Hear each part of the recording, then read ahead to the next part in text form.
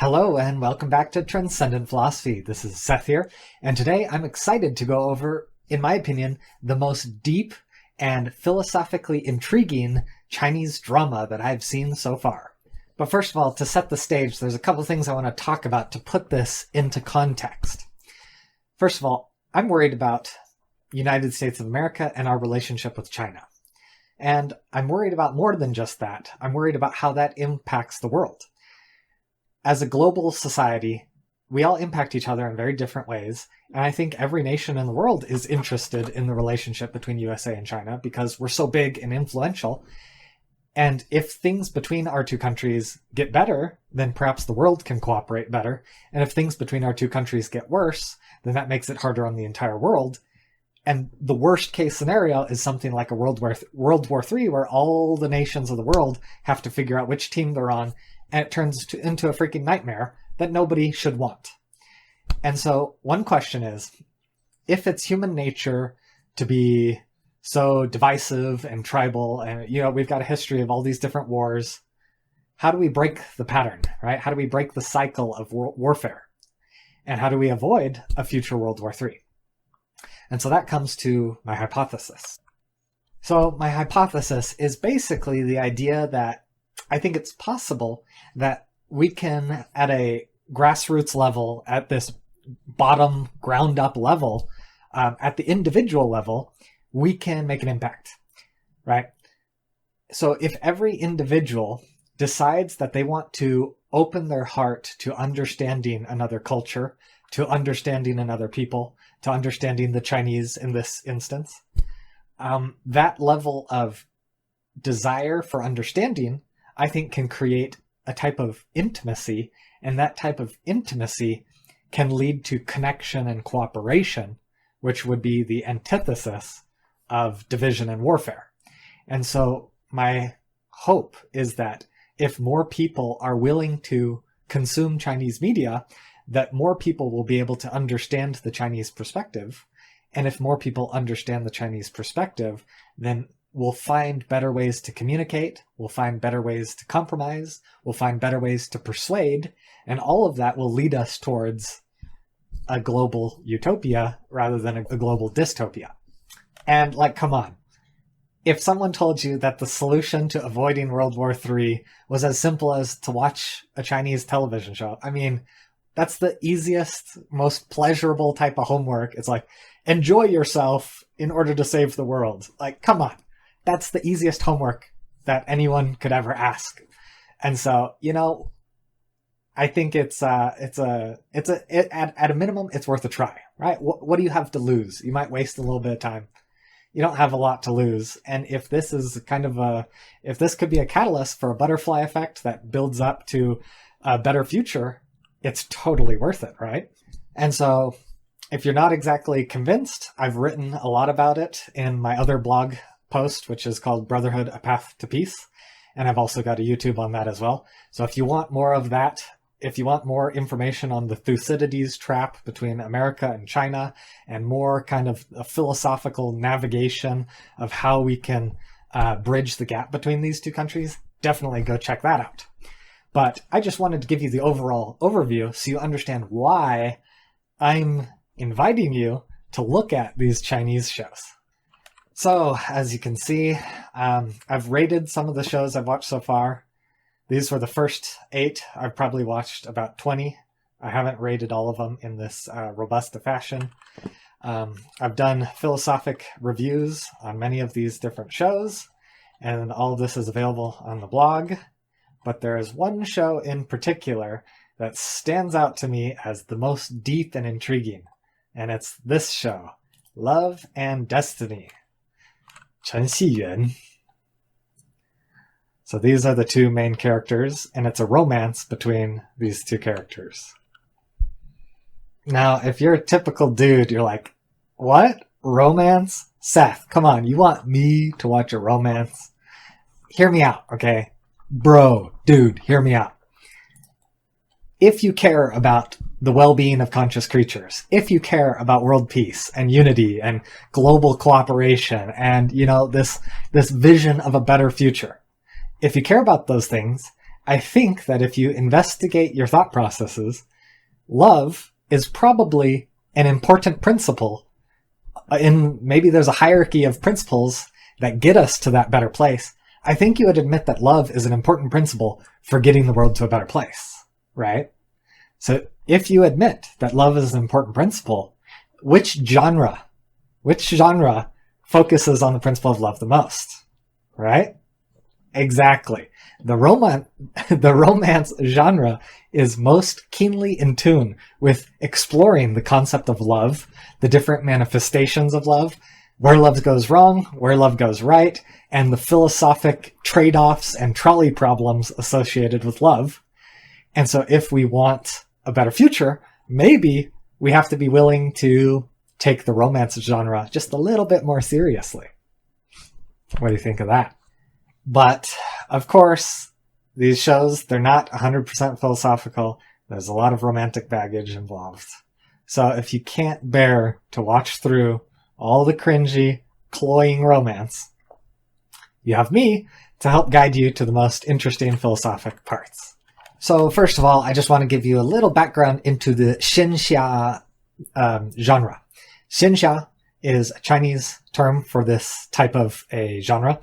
Xin is loosely translated to like immortal, or like it's a polytheistic Chinese deity, right? And xia just means like hero, so it's basically the deity hero genre, right? So the xinxia genre is usually structured with a dichotomous relationship between like the heavenly deities and the dark deities, right? It's this kind of Taoist yin-yang structure where the heavenly deities have this more pure energy and a more pure, refined culture, and the dark deities have a more chaotic energy and a more chaotic culture. Both of them function as like physical entities, human beings that are physically immortal, and they have magical powers. So it's kind of this struggle between dark deities and heavenly deities. They're very human, and they're very they struggle with human emotions. Like the heavenly deities are not perfect, and the dark deities are not fully corrupt either. So there's kind of like there's good and bad on both sides, and it's this complex interaction. But behind the deities are spiritual forces, the spiritual magic. And so there's almost a deeper layer of metaphysical reality behind the deities, where there's like this almost satanic figure who's behind the dark deities, and vice versa for the heavenly deities. So the main female lead in this show is born through a taboo relationship. A heavenly deity and a dark deity give birth to this mixed child. And because of her mixed nature, she's unique, and her identity is a secret and taboo. And the satanic demon who's behind all the chaos and the wars and the conflicts, he notices this child, this baby, this infant. And this satanic creature is about to be destroyed or sealed away. And his last act before disappearing is to infect this child. Because of her mixed nature, she was a perfect vessel for him. And so he infected her with a spiritual seed that could lead to his resurrection. And this satanic demonic force is feared throughout all the realms. Everyone wants this creature, this spirit, destroyed because of all the chaos he would wreck, and because he has the power to possess and warp the minds of deities to get them to commit acts of evil. He's greatly feared in amongst all these characters. So there was only one witness to this demonic force's last actions of infecting the infant. That was the god of war, who is the male lead. He was the only one who witnessed it, but then he was crystallized into ice, and so he wasn't able to warn anyone about this infant child who could bring the seeds of disaster to the entire universe. And so finally, as fate would have it, this girl the infant grows up into this beautiful woman. This beautiful woman, as if by fate, she finds this crystallized god of war. She awakens him. He doesn't know that she's the same infant that he witnessed before he was crystallized. So they fall in love, and then he starts to piece together some clues. He remembers some things about the infant, and he's having this relationship with this woman. She is presenting the clues that she is the same person as the infant that he saw 50,000 years earlier. And so he starts to be put into this moral dilemma, this trolley problem, which is the woman you love carries within her the seeds of the resurrection of the demon lord who can destroy the universe, right? So it's the woman you love versus the well-being of the entire universe. Those two things are being pit against each other as unreconcilable, mutually exclusive options. So this god of war, he has a spiritual teacher who taught him, the art of spiritual cultivation that helped him get to where he was. And he's kind of discussing this problem with his teacher because there's this dilemma, which is if anyone finds out that she has the seeds of this demon within her, they will want to execute her. The king of heaven will, have her executed for the sake of the universe. It's kind of a no-brainer for everyone except him because he's in love with her. And so he's trying to talk to his teacher to figure out if there's a way out of this dilemma. And his teacher is basically, they're having this dialectic. They're having this debate where they're struggling with what to do. And his teacher, the Heavenly Supreme Lord, is trying to persuade him that he needs to allow the execution of his love. The Heavenly Supreme Lord talks to this god of war, and he tells him, dude, I've been meditating on this problem for ages. Like, I've sealed myself into a box, and I've just been doing, pouring out my soul in spiritual communion with heaven and earth. I've been meditating and pondering because I've seen the future. I've seen that this woman needs to die.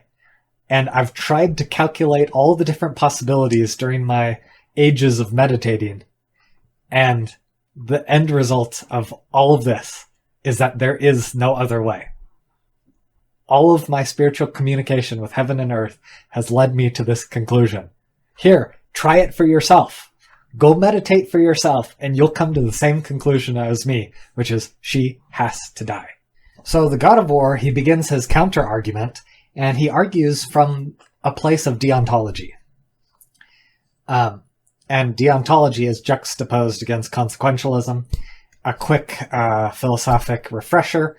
Deontology is kind of like black and white morality. It's kind of like red lines in the sand. It's kind of like Judeo-Christian thou shalt rules, like no exceptions kind of morality.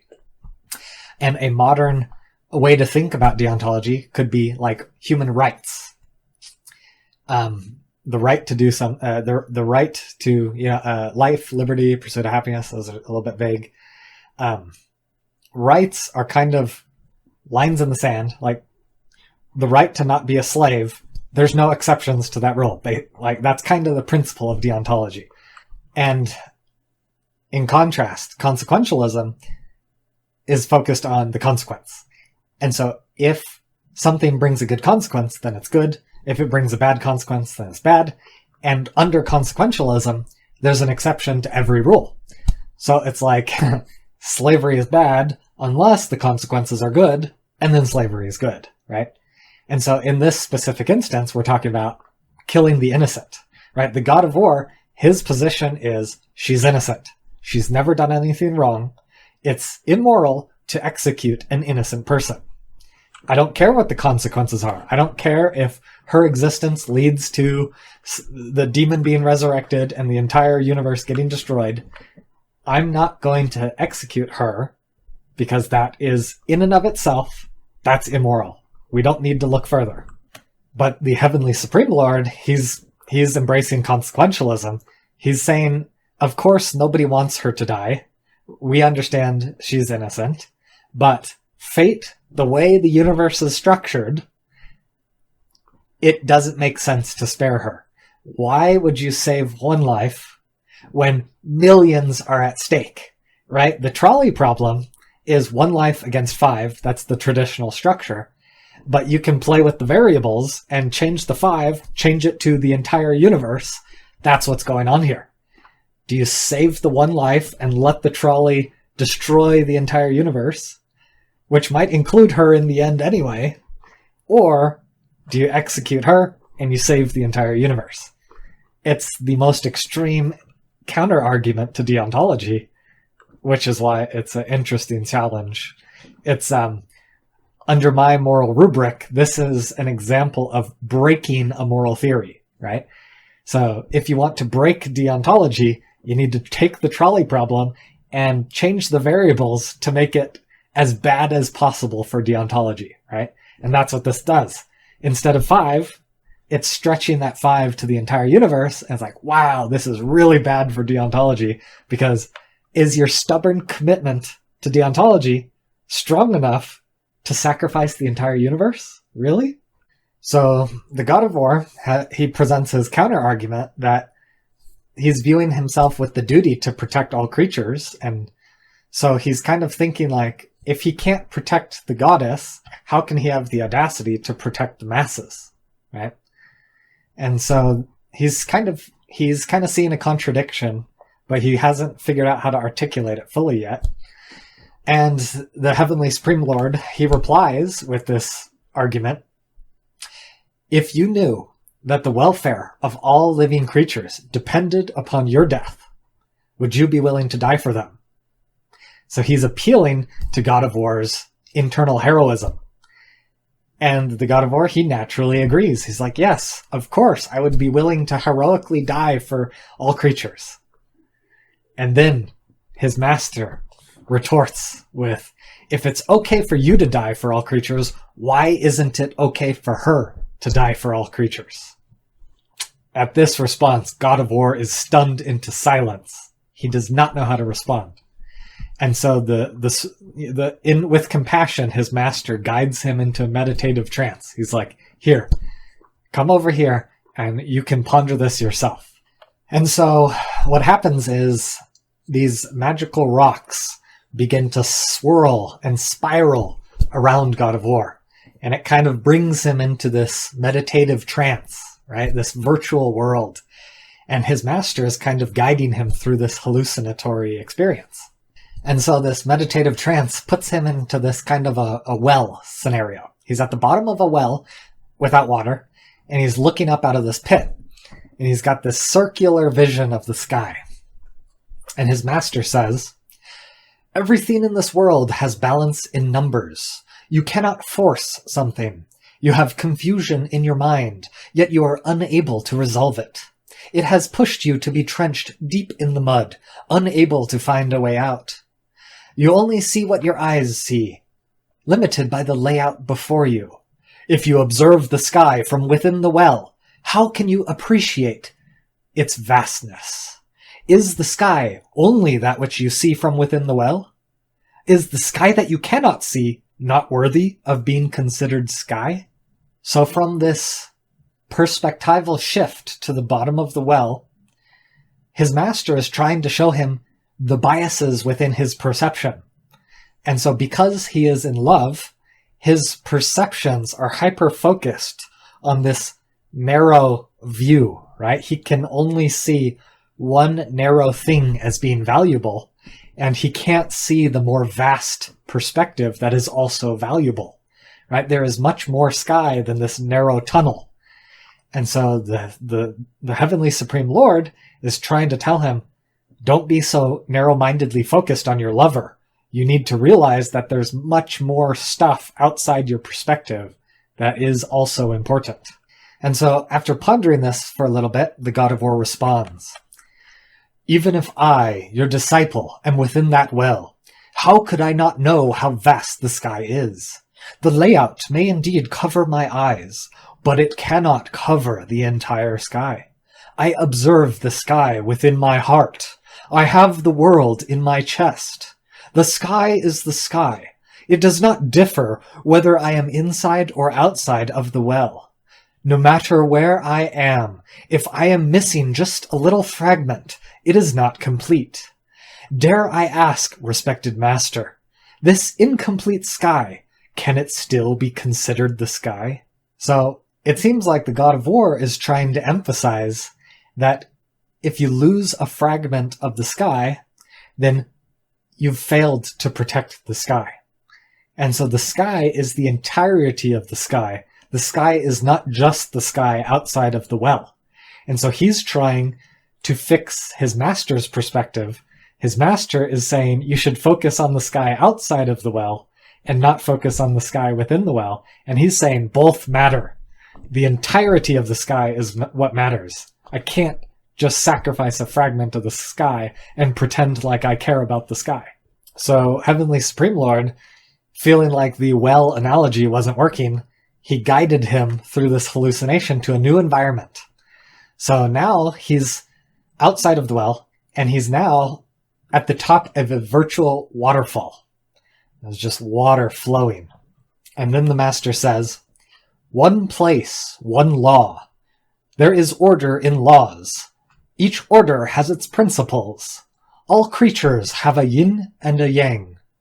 If you go against the right path, you will never understand one of them.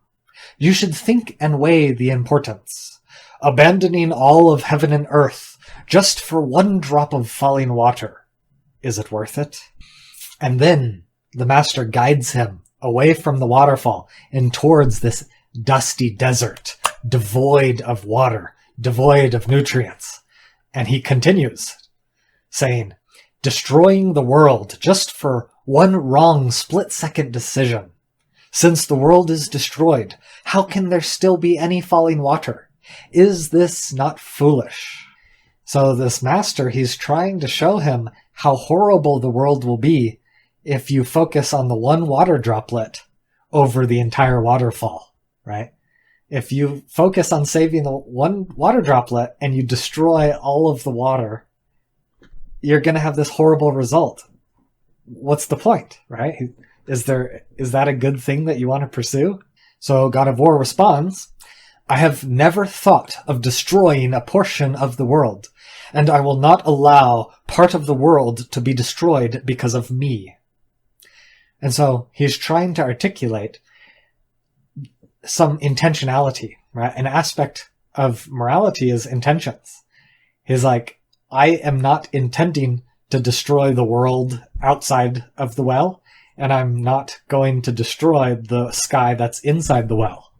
I'm not destroying all of the universe, and I'm not destroying my lover. I have no intentions for either of those options. That's what he's conveying, right? But he's focused on his intentions, but the question is, do your intentions map to consequences? And is that mapping important? So his master responds, "This is a deadlock that cannot be resolved. Don't you see?" Right? He's trying to shake some sense into him. Saying, just because you don't have intentions to destroy stuff doesn't mean stuff is not going to get destroyed. Like, wake up. You got to pick one. And so in response, the God of War, he throws some Taoist scripture into his teacher's face, quoting the Tao Te Ching, saying, 万物负阴而抱阳，充气以为和. And so the God of War is using scripture to tell his teacher, I do not see a deadlock.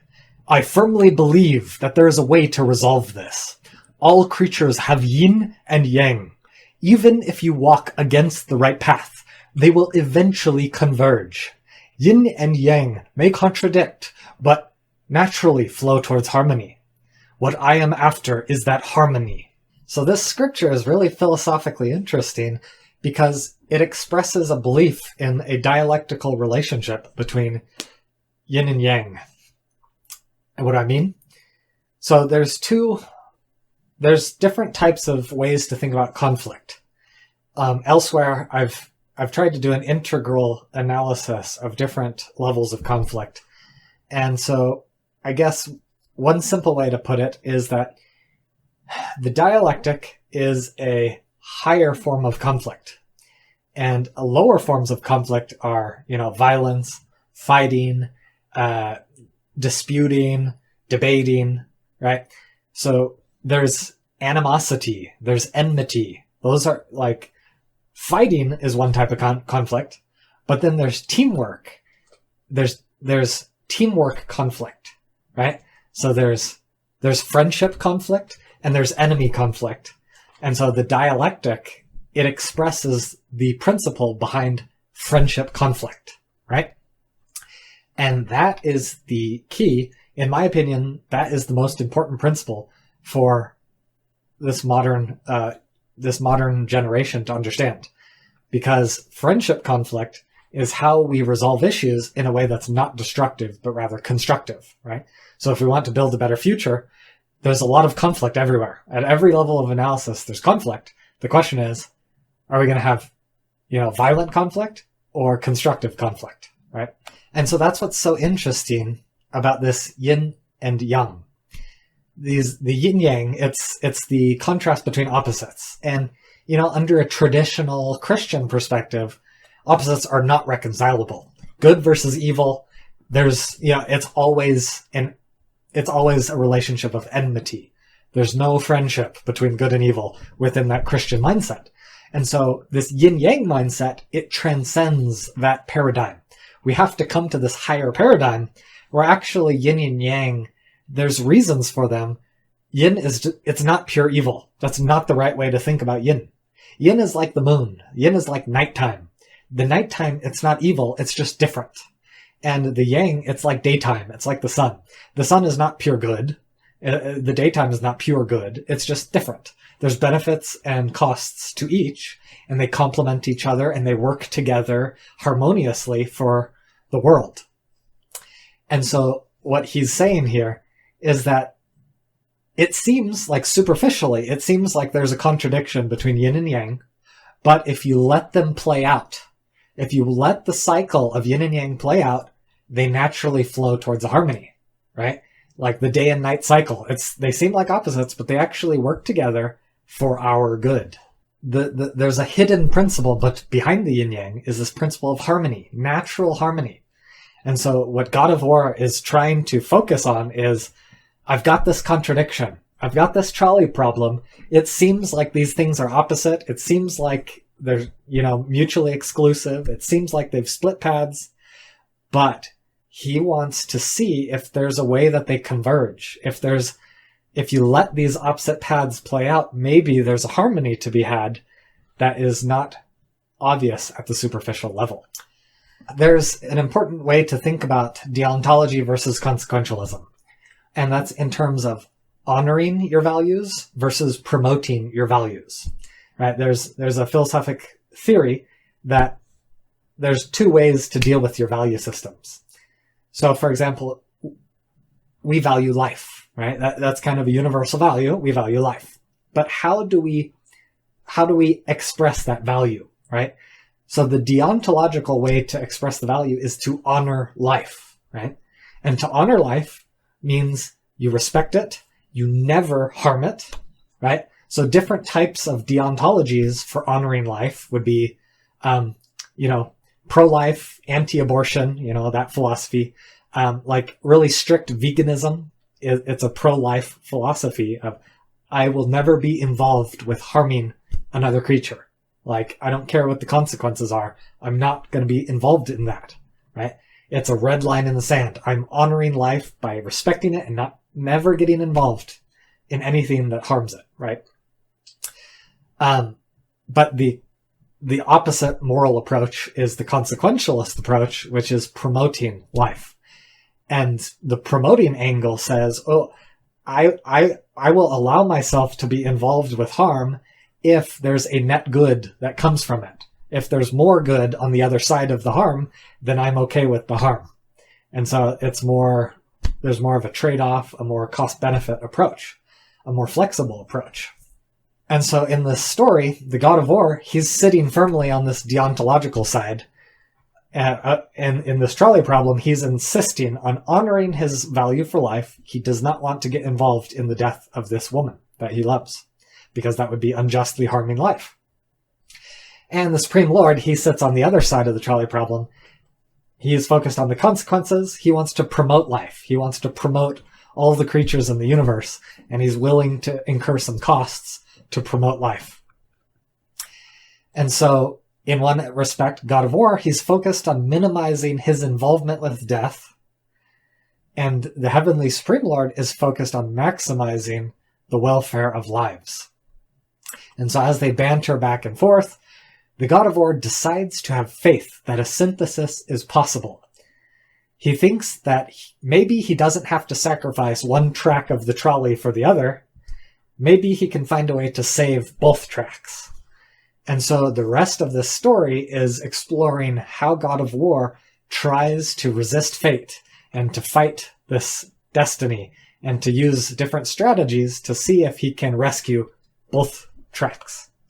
And you're going to have to watch the show yourself to see if he succeeds or not.